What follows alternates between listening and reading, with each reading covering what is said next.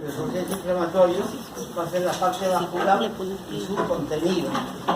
Se entiende que el contenido de los vasos sanguíneos van a ser todos los elementos formes, incluyendo la parte líquida que es el plasma. Nosotros hemos visto que existe una serie de dinamia vascular para que se produzca el efecto deseado de lo que va a ser la vasodilatación y para que pueda producirse la emigración de los elementos del intravascular al extravascular. Del mismo modo dijimos que los procesos inflamatorios no siempre eran favorables para la salud, para las personas. Vamos a tener que reacciones inflamatorias, por ejemplo, del tipo agudo y del tipo crónico, en donde estas enfermedades van a producir mucho daño. Tenemos, por ejemplo, la artritis reumatoide, el asma, tenemos el rechazo renal. Tenemos los rechazos renales que se pueden presentar por rechazo renal en forma hiperaguda y una forma aguda. ¿Cuál es el rechazo inmediato que se produce? El hiperagudo. Por ejemplo, un trasplante renal. El rechazo hiperagudo es cuando se está produciendo en el acto quirúrgico. Entonces inmediatamente hay que retirar el riñón que se está colocando, porque si se deja ese riñón se va a producir una necrosis. Básicamente lo que se va a tener en un rechazo renal va a ser la falta de vascularización. Por eso el cambio de color del riñón es inmediato y el cirujano se puede dar cuenta que está habiendo un rechazo inmediato. Luego tenemos el rechazo mediato, que puede ser en un promedio de 4, 5, 6 años. Y luego tenemos el rechazo tardío, que es después de los 7 años. Vamos a tener una serie de consecuencias, como lo que es el proceso inflamatorio, por ejemplo, en la reparación de las quemaduras muy intensas. Vamos a tener una fibrosis que va a imposibilitar el movimiento de muchas partes del cuerpo humano. Nosotros hemos estado viendo una serie de procesos en la inflamación aguda y también hoy día vamos a ver lo que se refiere a los mediadores químicos. ¿Usted qué entiende por un mediador químico, señorita? ¿O qué es un mediador?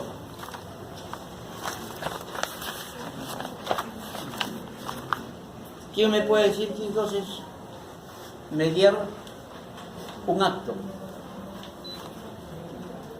Mediar un acto es intervenir para que ese acto tenga un buen final. Entonces, en el proceso inflamatorio, ¿qué es lo que se va a desear para que se produzca la cascada inflamatoria en condiciones adecuadas? Primeramente, que haya una buena dilatación. Segundo, que haya una buena emigración del intravascular al extravascular. Y luego vamos a tener lo que es la fagocitosis. Si no se realiza la fagocitosis, sería por gusto todos los elementos que hemos estado señalando para la salida de los elementos formes. Si no se realiza la fagocitosis, no vamos a poder combatir a los microorganismos que nos están invadiendo. La finalidad primordial de la inflamación, como hemos dicho, es eliminar la causa del proceso que está produciendo la nox. En este caso, si es un proceso infeccioso con una bacteria, será la eliminación de la bacteria. Señorita, buenas tardes. Por favor, se pide permiso para ingresar. Salgan, por favor. Esto no es un corral, señorita, este es un salón de clases.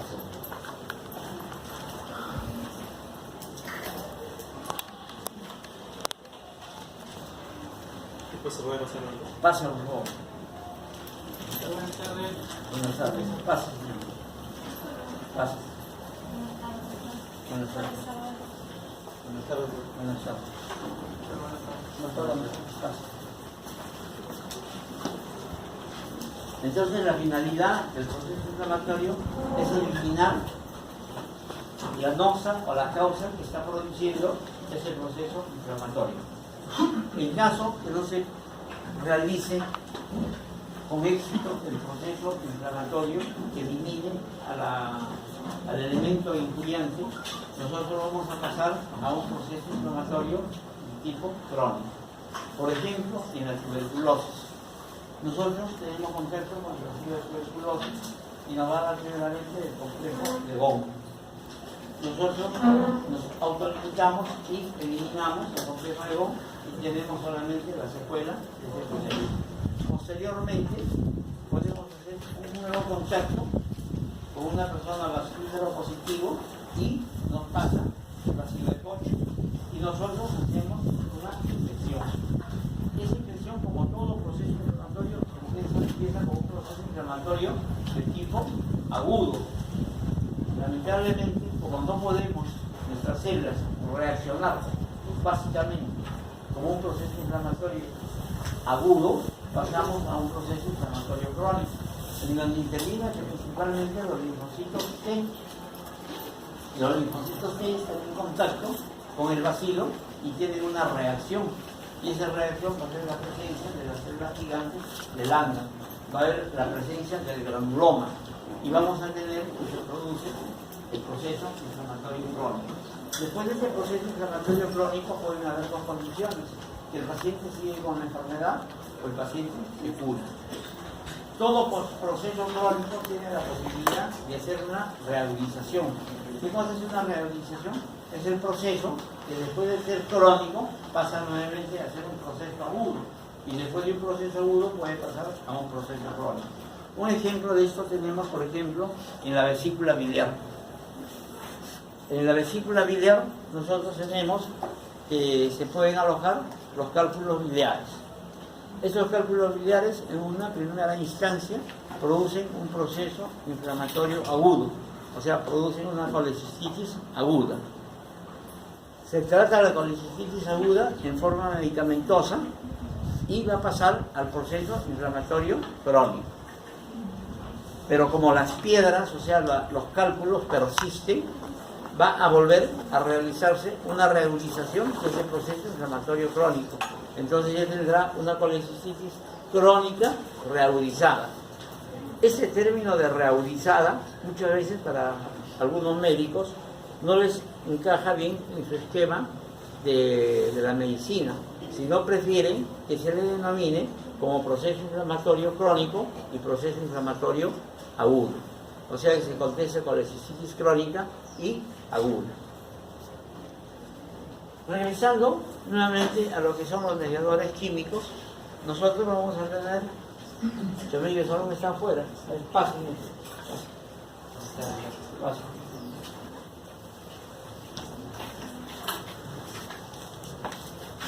Hablando de los mediadores químicos, nosotros primeramente vamos a tener los potentes vasodilatadores.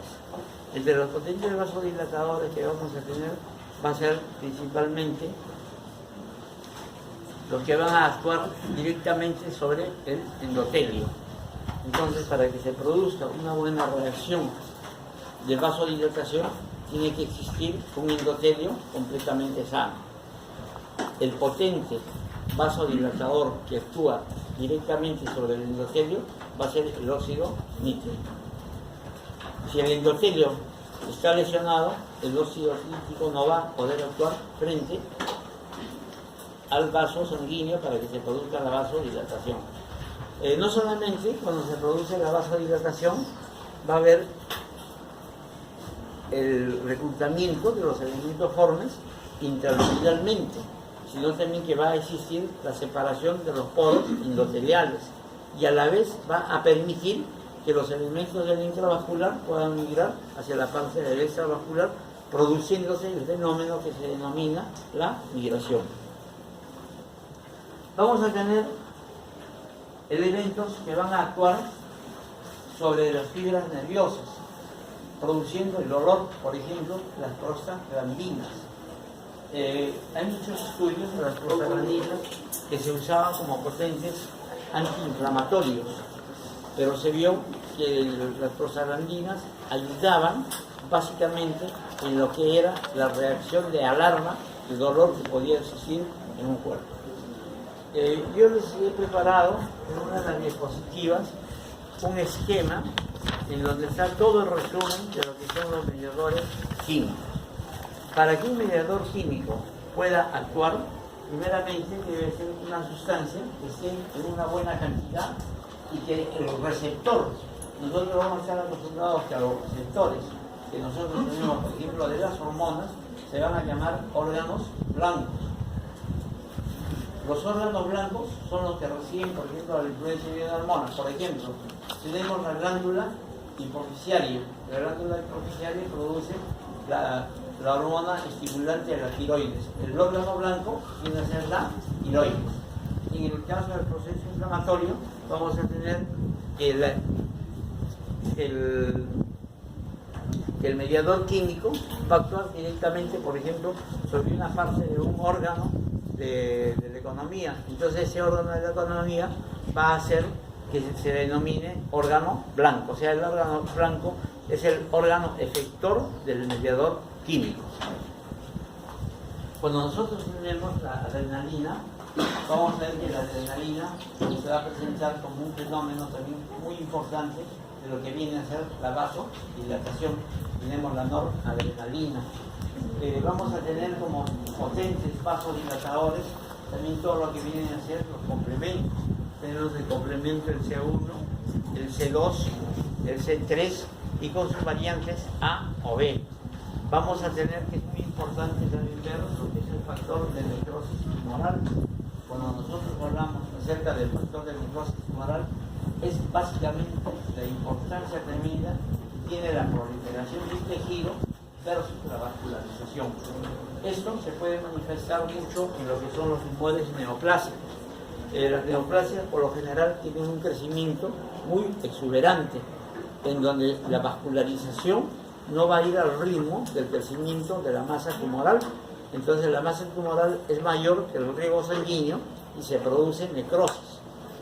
Esta necrosis a la vez detiene el crecimiento del tumor, pero el problema grave que se tiene con la necrosis tumoral es que en esa necrosis puede ser foco de procesos infecciosos. Entonces se complica la neoplasia con un proceso inflamatorio. ¿No lo tienes copiado ahí?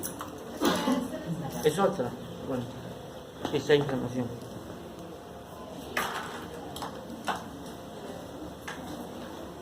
Vamos a tener, que también es muy importante, lo que se llama el factor de la apoptosis. Nosotros sabemos que el factor de apoptosis es la muerte programada. Pasen, por favor. Porque usted de dónde viene, ¿no? La señorita, al señor ese que le dice microbiología, le dice que patología empieza a las 4. ¿Ya? Porque si no yo me voy a venir a las 12 y voy a ocupar también el horario de él. Eso no puede ser así. El delegado es una de las primeras cosas, Felipe. Yo te dije que las clases empezaban a las 4 de la tarde y que mi microbiología tiene esa costumbre de terminar posteriormente. Se le ha dicho, doctor, no, voy a volver a insistir. Entonces yo empiezo a las 4. No, perdón, usted no va a discutir conmigo. No, está bien, ¿Ya? No. Si usted me dice que voy a empezar a las 4:30, yo empiezo a las 4:30. No, o sea, yo le digo que se le ha Ya, hecho porque yo respeto un horario, señor.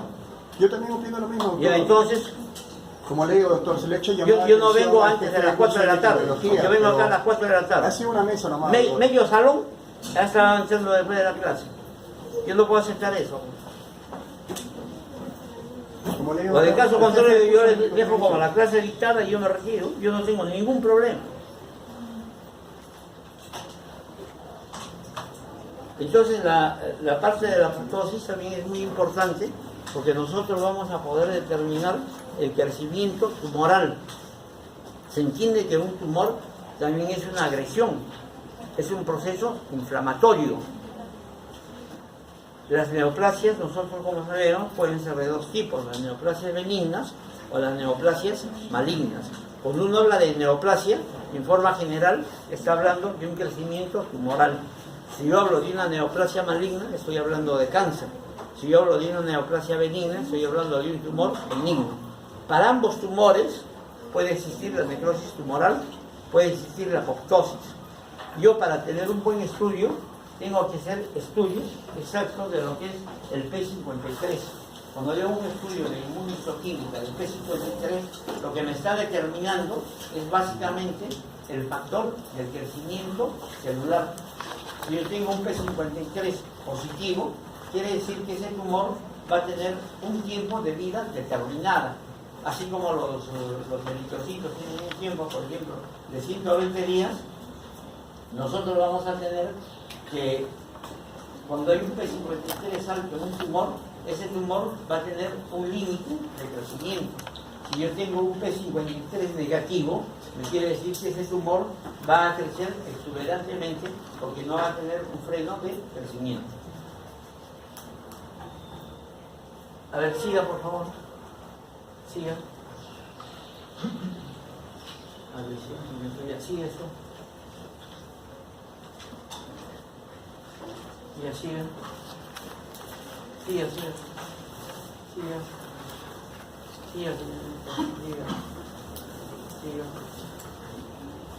Ya, el quimiotaxis.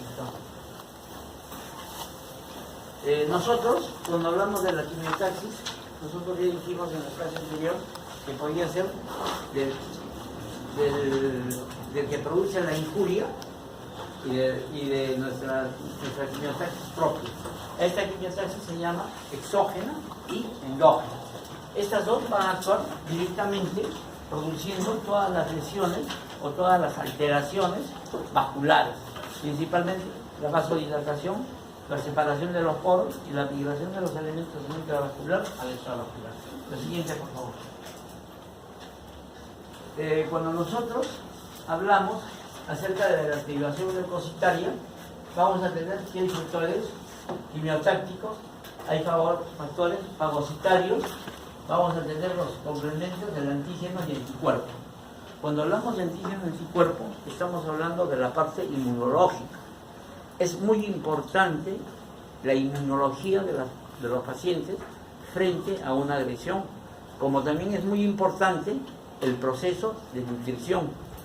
Si yo tengo, por ejemplo, a un desnutrido, yo le hago una cirugía y con toda seguridad esa cirugía va a ir mal, porque primeramente no voy a tener buena cicatrización. Y la cicatrización no solamente es de la afrontación de la parte externa, sino también la parte de lo que yo he hecho, la cirugía. Entonces el paciente va. Entonces lo primero que yo tengo que hacer es nutrir al paciente y después operarlo. En los pacientes, por ejemplo, que tienen HIV, el problema más grave es que tienen una inmunología muy débil. Entonces estos pacientes entran a un hospital y por lo general tienen complicaciones intrahospitalarias. Lo primero que van a hacer son infecciones con pseudomonas. Yo les hablé que de la fagocitosis había los tres pasos importantes. Uno, el englobamiento del elemento agresor. Segundo, puede ser que el elemento agresor destruya a nuestras células o que nuestra célula pueda destruir al elemento agresor. Y la tercera es que mueran los dos, el agresor y nuestra célula. Al producirse esto, se va a producir lo que se llama el pus. Entonces nosotros vamos a tener que cuando hay muerte de las células y del elemento influyente, tenemos una herida purulenta.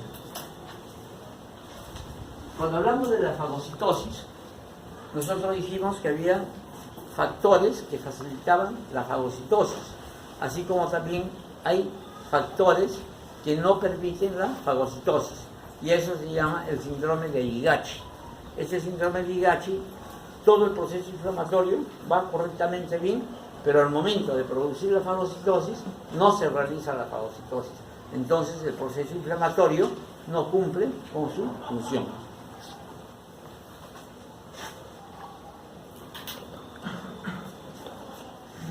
La siguiente.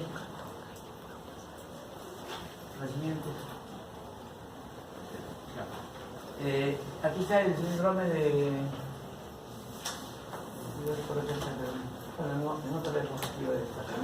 Cuando nosotros realizamos la fagocitosis, nosotros básicamente vamos a tener condiciones para que se pueda realizar esa fagocitosis.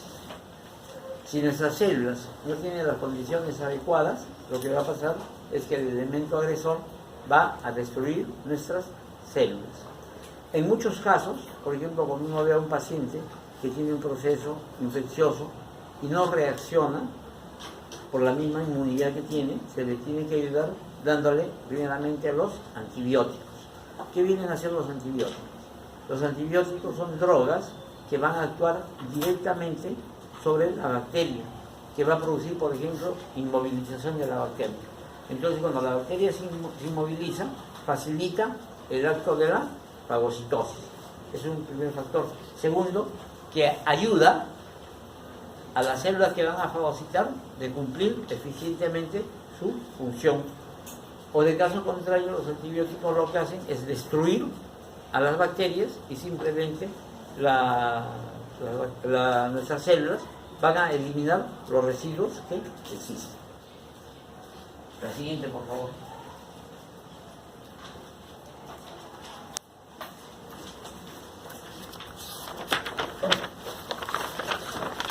Nosotros cuando vamos a tener elementos que van a ser liberados por los productos depositarios, y en estos productos depositarios, como se ve, por ejemplo, como estamos hablando, las prostaglandinas y los leucotrenos, que van a ser básicamente los metabolitos activos del oxígeno. Y también tenemos las enzimas lisosomales. En estas enzimas lisosomales vamos a tener básicamente lo que vamos a tener los productos de liberación de la citosina, y vamos a tener la endocitosis leucocitaria. Cuando nosotros tenemos, por ejemplo, los metabolitos del oxígeno, ¿qué pasa, por ejemplo, con un paciente que tiene una insuficiencia respiratoria debido a una fibrosis pulmonar? Los niveles de oxígeno de este paciente están muy disminuidos. Entonces nuestras células, ¿qué es lo que necesitan? Necesitan oxígeno.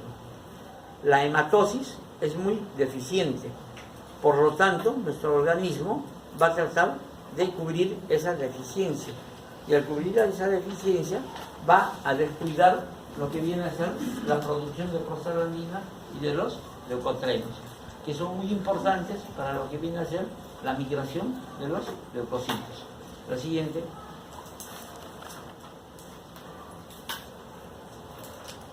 En este cuadro era para indicarles que, por ejemplo, los ejemplos de los procesos inflamatorios no siempre van a ser favorables.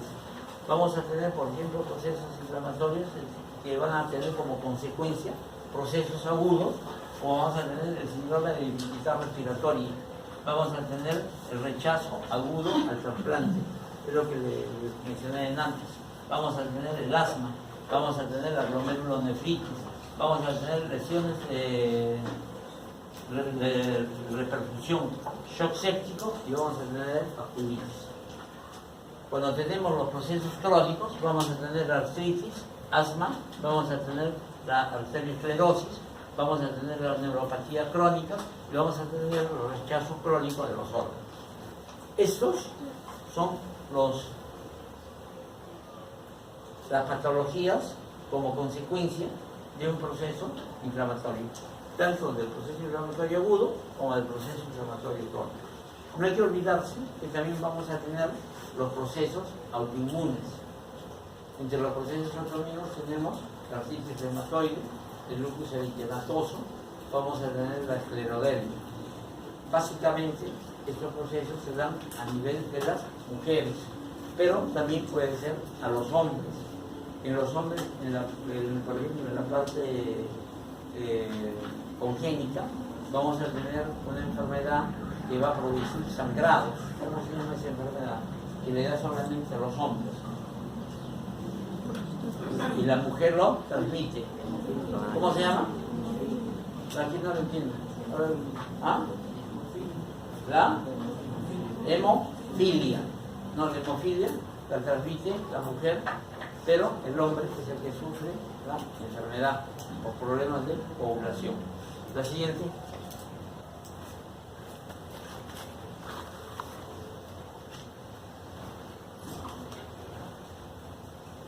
En los efectos de la función leucocitaria, en lo que viene a ser la fagocitosis, tenemos el síndrome de Itachi, que es el principal. La siguiente. Los mediadores químicos. Entre los mediadores químicos tenemos una serie de elementos que van a actuar facilitando el proceso inflamatorio. La siguiente, por favor. Vamos a tener primeramente productos que se van a producir a nivel de la misma célula y luego vamos a tener que se van a producir a nivel del plasma. O sea, van a ser a nivel celular y a nivel plasmático.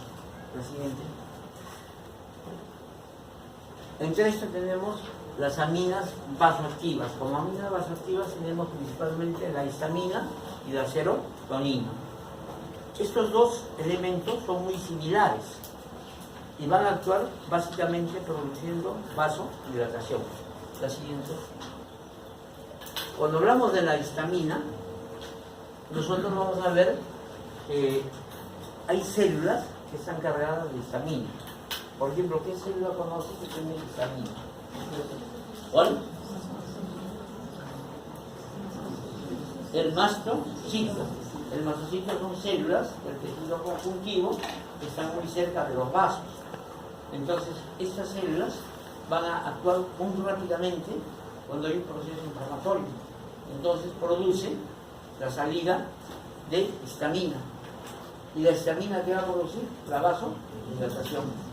Por eso es que, no sé si ustedes conocen esa planta que se llama la ortiga. Cuando uno le pegan con ortiga, lo que se activan son los mastocitos. Se van a formar unas áreas rojizas, calientes, que van a ser solamente los procesos de vasodilatación. Los efectos de la dilatación de las arteriolas es el incremento de la permeabilidad vascular. Cuando hablo de permeabilidad, ¿de qué estoy hablando? Estoy hablando de la migración de los elementos del intravascular al extravascular.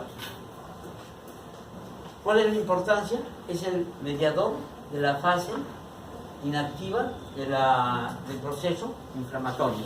Lo siguiente. La serotonina va a ser muy similar a la histamina. También se va a encontrar en los mastiocitos, pero en los mastiocitos de los ratones. En los mastiocitos humanos no se encuentra la serotonina. Vamos a ver que también incrementa la permeabilidad vascular y vamos a tener que el mecanismo de acción va a actuar sobre la microcirculación y vamos a ver que en la microcirculación se produce una tremenda vasodilatación. Por eso es que cuando hay el proceso inflamatorio, nosotros vamos a sentir un calor y un rubor en el lugar donde se produce el proceso inflamatorio. La siguiente, por favor. Las proteasas plasmáticas. Cuando hablamos de las proteasas plasmáticas, vamos a hablar del sistema del complemento, vamos a hablar del sistema de las iminas y del sistema de la coagulación. Básicamente, cuando nosotros hablamos del sistema de la coagulación, es del factor 12. Cualquier alteración que se produce a nivel del factor 12 va a hacer que haya una deficiencia en lo que viene a ser el proceso inflamatorio. La siguiente. Cuando nosotros hablamos del complemento, vamos a ver que tenemos muchos complementos, como están acá, el C3, el C5, el C2, el C1. Todos estos elementos van a actuar principalmente en los procesos inmunitarios. Les dije que el proceso inmunitario era muy importante. En pacientes que tienen procesos de inmunidad, sea adquirida o no adquirida, el efecto va a ser muy similar. Dependiendo del grado de inmunidad que tenga ese paciente, se va a presentar toda la cascada inflamatoria. Es por esto que los pacientes que se les somete, por ejemplo, a un trasplante, se les somete también a drogas inmunosupresoras. Por esta razón de darle drogas inmunosupresoras es que estos pacientes se convierten en pacientes que son muy lábiles para poder hacer una enfermedad, porque el sistema de nuestro organismo no reacciona adecuadamente. El uso de medicamentos que van a bloquear la inmunidad es básicamente para evitar el rechazo del órgano que se ha trasplantado. El único órgano que no tiene rechazo es la córnea. ¿Por qué la córnea no tiene vaso? ¿Por qué? Porque no es vascularizado, pues es un epitelio. La córnea es un epitelio, entonces los epitelios no son vascularizados.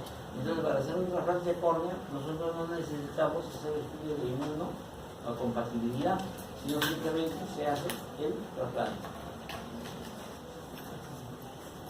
La siguiente, por favor.